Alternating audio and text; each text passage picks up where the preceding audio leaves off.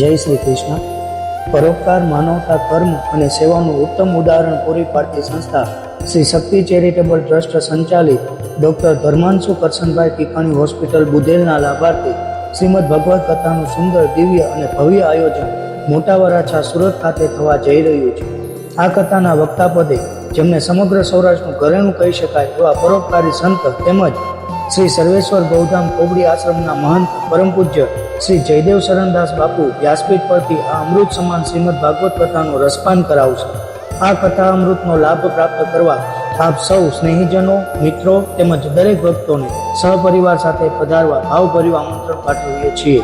નિમંત્રક doctor ધર્માંશુ Karshanbhai ટીકાણી hospital trustee Mandal Budhel.